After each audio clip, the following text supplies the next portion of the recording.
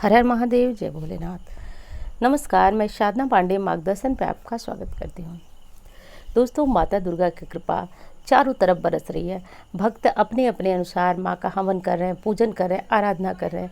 तो विभिन्न तरीके से हम माँ की आराधना कर रहे हैं। तो अलग अलग दिनों में आप तो जानते हैं माँ के अलग अलग 9 स्वरूपों की आराधना होती है। असल में सारे स्वरूप जो हैं माँ में ही समाहित है। माँ एक ही है, लेकिन ये 9 दिन का पर्व अलग अलग स्वरूपों की पूजा करने का हमें मौका देता है। तो कल यानी कि 27 सितंबर को माँ का दूसरा नवरात्र है। तो माँ के ब्रह्मचारिणी स्वरूप की हम पूजा करेंगे। जैसा कि नाम से ही आप जानते हैं माँ ब्रह्मचारिणी, तो नाम से ही आपको बहुत कुछ पता चल गया। तो कल माँ के इसी स्वरूप का हम आराधना करेंगे, पूजन करते हैं। 9 दिनों के अनुसार जो अलग अलग भोग होते हैं वो लगाना हमारे लिए बेहद श्रेष्ठ होता है। बाकी जो आप पंचमेवा वगैरह फल वगैरह लगाते हैं वो रोज़ के रोज़ लगाते रहिए, लेकिन ये काम भी आप कर लीजिए कि थोड़ा सा दिनों के अनुसार भी भोग रख लिया करें। उससे बहुत अच्छा परिणाम मिलता है। किसी विशेष मनोकामना के लिए जो दिनों के अनुसार अलग अलग भोग होते हैं वो रख लीजिए। वस्त्र भी संभव हो तो आप दिनों के अनुसार बदला कीजिए। वैसे दिनों के अनुसार यदि वस्त्र नहीं बदल पाते हैं तो आप सबसे अच्छा शक्ति की आराधना के लिए लाल वस्त्र होता है। लाल वस्त्र पहनकर माँ की आराधना करना सबसे श्रेष्ठ माना जाता है। तो चलिए दोस्तों, अब वीडियो को प्रारंभ करते हैं। और हाँ, वीडियो में बहुत महत्वपूर्ण चीज़ें मैं आपको बताऊंगी कि यदि लंबे समय से मनोकामना पूर्ति नहीं हो रही है तो क्या ऐसा तेज हम करें जिससे बहुत तेज हमारी मनोकामना पूर्ण हो जाए। कलयुग में बहुत प्रभावशाली है ये काम, तो आप ज़रूर कर लीजिएगा दोस्तों। यदि आप चाहते हैं कि नवरात्रि के 9 दिनों के अंदर अंदर आपकी मनोकामना पूर्ण हो जाए तो चलिए, वीडियो अच्छी लगे तो लाइक कर दिया करें, चैनल को सब्सक्राइब कर लिए। और हाँ, इंस्टाग्राम फेसबुक पे मुझे फॉलो करना चाहे तो कर सकते हैं, क्योंकि कभी कभी वीडियो मैं फेसबुक पे भी पहले अपलोड कर देती हूँ। और मेरा नंबर जैसा कि आप देख रहे हैं, इसमें किसी भी प्रकार की ज्योतिषीय सलाह मतलब कुंडली वगैरह दिखाना है तो आप संपर्क कर सकते हैं। दोस्तों, कल यानी कि 27 सितंबर को माँ का हम दूसरा नवरात्र मनाएंगे। दूसरे नवरात्र को माँ के भोग के लिए चीनी, दूध या फिर दूध से बनी हुई मिठाइयों का भोग आप ज़रूर लगाएं।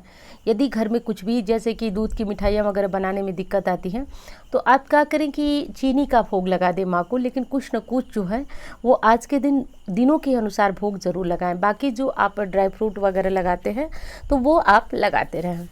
अब देखिए, सर्वप्रथम जो माँ की आराधना जिस विधि से आप करते हैं तो वो उस विधि से आप आराधना कर दे। बस आज ध्यान आपको ब्रह्मचारिणी, देखिए चीज़ों पे आप थोड़ा सा ध्यान दीजिए। आज माँ के ब्रह्मचारिणी स्वरूप का आपको ध्यान करना है। तो ब्रह्मचारिणी स्वरूप का ध्यान करते हुए माँ की आराधना और पूजन आपको करना है।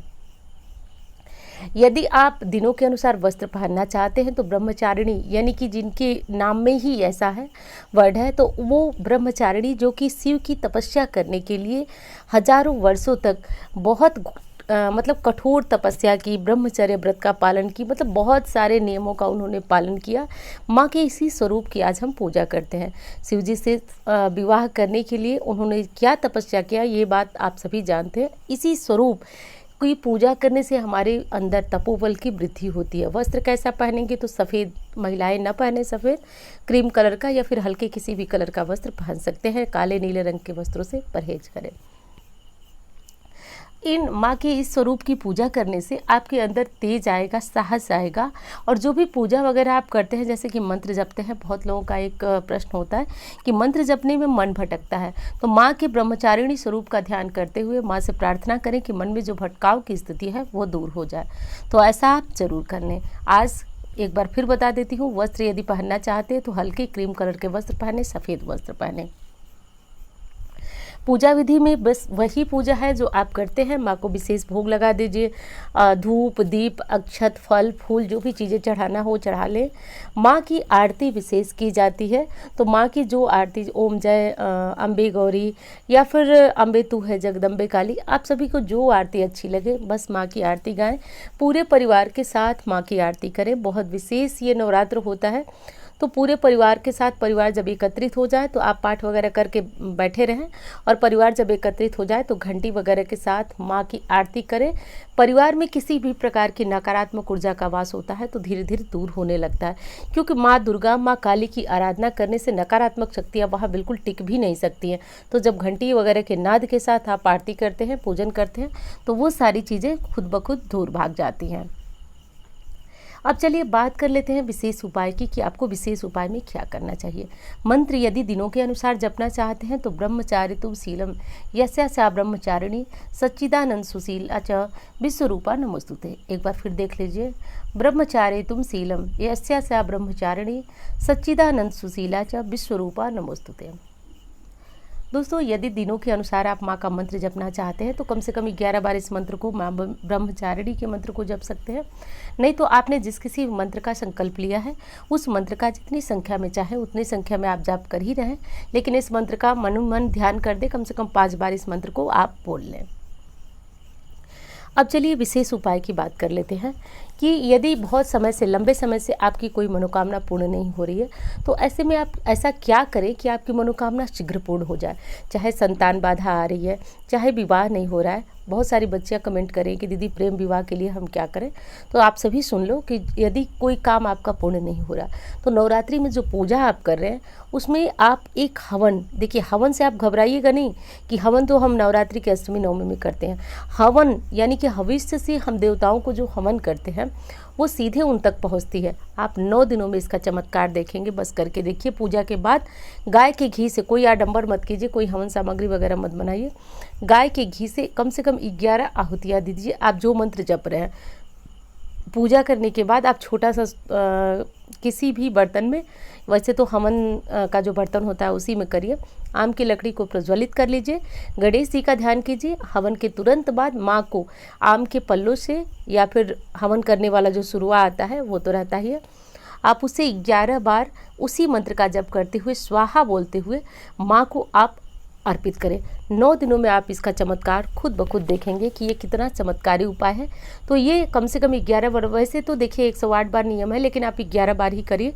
जिस काम के लिए आपने हवन किया 9 दिनों के अंदर अंदर बहुत बड़ा चमत्कारी परिवर्तन आपके अंदर आ जाता है। दूसरी चीज़ है मंत्र जप करना। आप अधिक से अधिक मंत्रों का जप कर लें। यदि एक बार बैठ करके आपको 11 माला जप करने में दिक्कत हो रही है तो आप 5 माला 7 माला सुबह कर लें, फिर कुछ शाम को कर लें, लेकिन अधिक से अधिक मंत्रों का जप करें। एक तो देखिए ये समय बहुत ज़्यादा महत्वपूर्ण है। दूसरे में जैसे कि अपनी मनोकामनाओं के अनुसार अलग अलग दुर्गा सप्तशती के मंत्र हैं जो कि मैं बताती हूँ, या फिर जो मंत्र आप पहले से जपते आ रहे हैं उस मंत्र को आप जो है जपना शुरू कीजिए अधिक से अधिक। जैसे वो मंत्र अधिक, यानी कि जप की संख्या जैसे बढ़ने लगती है उसका प्रभाव आप देखने लगते हैं, मनोकामनाएं पूर्ण होने लगती है। अच्छा, कुछ लोग भक्त जो होते हैं वो इतने अधीर होते हैं कि अभी थोड़ा सा मंत्र हुआ नहीं कि वो तुरंत घबरा जाते हैं। जैसे फ़ोन पे ही मुझसे बात होती है तो वो उपाय बताने के बाद वो क्या बोलते हैं, कितने दिन करना है, इतने दिन के बाद क्या करेंगे, छोड़ देंगे। मैं तभी समझ जाती हूँ कि इतने अधीर होने से कोई काम होगा नहीं। आप मंत्रों को अधिक से अधिक जपना शुरू कीजिए। नवरात्रि में यदि आपकी मनोकामना है तो मनोकामना के अनुसार जो है उस मंत्रों को चुनिए और उन मंत्रों को जपिए। विशेष तो माँ दुर्गा का मंत्र है, आप उसे जपना प्रारंभ कीजिए। तो ये 2 उपाय आप अवश्य कीजिए। आप देखिए नवरात्रि में कैसे मनोकामना पूर्ण हो रही है। तो इस काम को आप ध्यान रखिएगा। दूसरी चीज़ कि यदि बहुत ज़्यादा दिक्कत है, आर्थिक दिक्कत, कर्जे नहीं उतर रहे हैं, अपना घर नहीं बन रहा है, सब मिलाकर पैसे से जुड़ी कोई समस्या है, तो माँ दुर्गा को प्रतिदिन दक्षिणा स्वरूप 1 का सिक्का समर्पित करते जाए। यदि दुश्मन बहुत ज़्यादा आपको परेशान कर रहे हैं तो लौंग और बतासी को, यानी बतासी के ऊपर 2 घी में डूबी हुई लौंग जो है वो अग्नि में डालें जब आप हवन करें। इससे जो है शत्रुओं से मुक्ति मिलेगी, बुरी नज़र बाधा से आपको बहुत ज़्यादा मुक्ति मिलेगी। ये सारे प्रभाव 9 दिनों के अंदर अंदर आपको देखने को मिलेंगे। तो कर लीजिएगा ये उपाय। और हाँ, वीडियो कैसी लगी बताइएगा ज़रूर। अच्छी लगती है तो लाइक किया करें, चैनल को सब्सक्राइब कर लें दोस्तों, क्योंकि सब्सक्राइब करेंगे तो जैसे कि वीडियो आप जानते हैं कि बहुत लेट भी जाती है, तो आपको बहुत लेट होने के बाद भी कुछ आपसे छूटेगा नहीं। तो ये काम आप फटाफट कर लें। और हाँ, इंस्टाग्राम फेसबुक पे मुझे फॉलो कर लीजिएगा।